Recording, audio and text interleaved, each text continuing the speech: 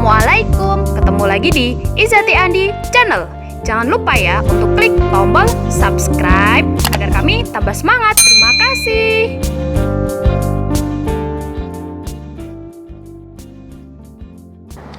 Assalamualaikum warahmatullahi wabarakatuh.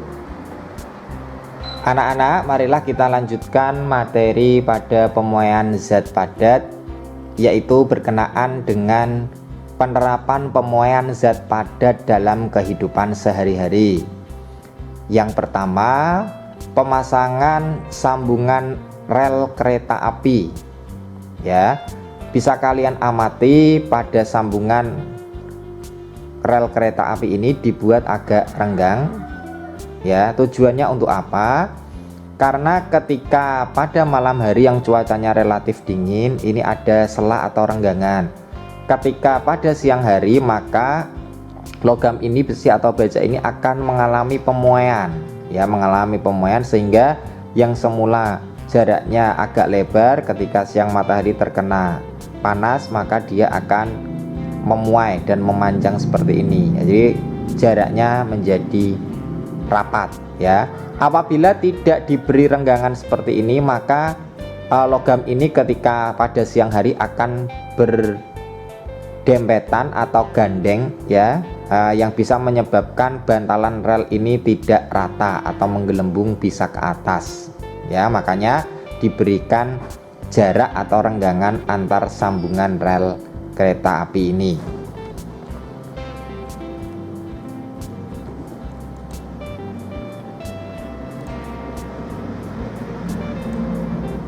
Nah, ini ilustrasinya pada malam hari, ya. Renggangannya kelihatan agak lebar. Kemudian kalau siang hari mengalami pemuaian. Nah, ini bedanya, ya.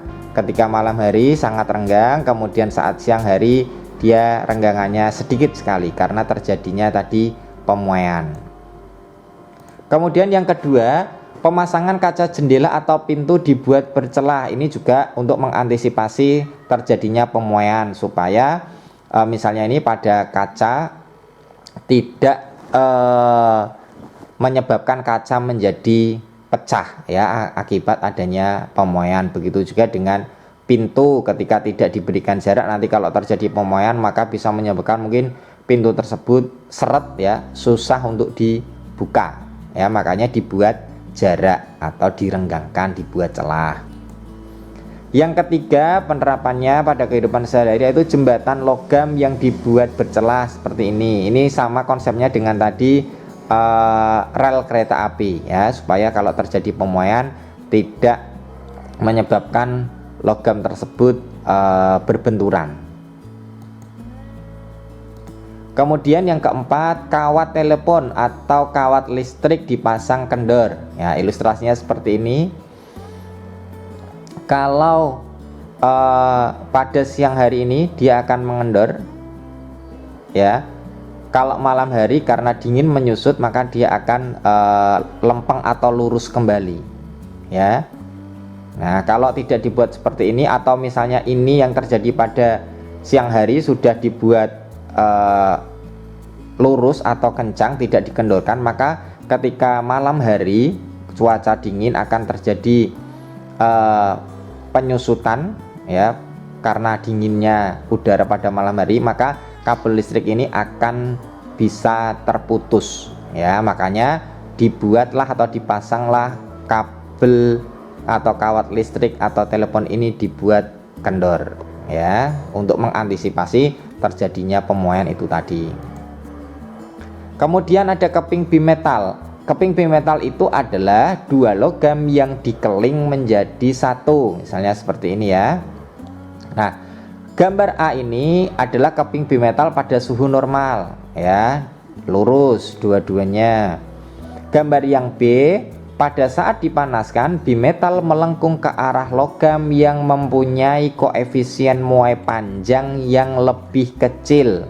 Bisa kita singkat PK, panas melengkungnya ke arah yang kecil, ya. PK, P panas, K kecil. Jadi antara yang gelap dan yang terang ini koefisien muai panjangnya lebih besar yang gelap atau yang atas ya. Jadi alfa yang atas lebih besar daripada yang bawah sehingga melengkungnya ke arah yang terang ya. Ketika dipanaskan melengkungnya ke arah yang kecil. Ketika dibalik atau didinginkan, bimetal melengkung ke arah logam yang lebih besar, disingkatnya Db, dingin besar. Jadi ketika didinginkan melengkung ke arah yang lebih besar. Jadi yang atas ini mempunyai alfa yang lebih besar daripada yang bawah. Jadi diingat-ingat, PK panas kecil, Db dingin besar. Ya, itu untuk keping bimetal. Nah, pemanfaatan pemuaian ya pada pengelingan, kemudian pemasangan bingkai roda pedati tadi pada bimetal, kemudian digunakan juga pada prinsip termometer.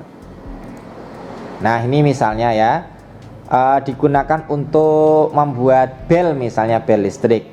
Ini tadi yang hitam mempunyai alfa yang lebih besar daripada yang merah, sehingga ketika ini dipanaskan maka logam ini akan melengkung ke arah yang berwarna merah, sehingga logam ini akan menyentuh sensor yang ini sehingga membunyikan bel yang ini. Kita coba ya. Nah, ini akan bergetar karena ini alfanya lebih besar, ini lebih kecil. Ketika dipanaskan, PK panas kecil, dia melengkung ke arah yang berwarna merah, kemudian menyentuh tombol ini, kemudian akan mengirimkan sinyal sehingga membunyikan bel listrik ini ya.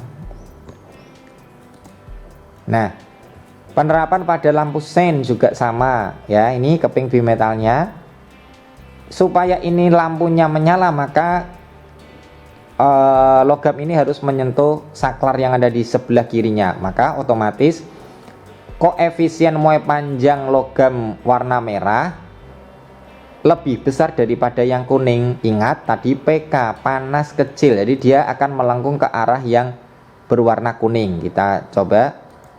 Nah ya, jadi ketika dipanaskan logam ini merah dan kuning akan mengarah ke logam yang berwarna kuning, menyentuh saklar dari lampu sen ini sehingga lampu sen akan menyala.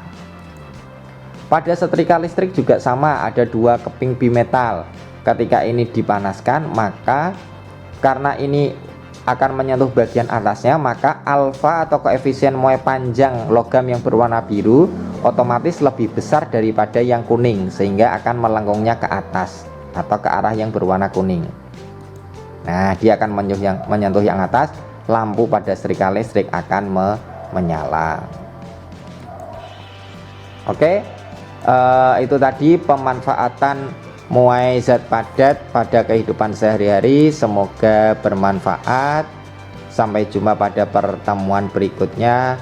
Sekian, wassalamualaikum warahmatullahi wabarakatuh.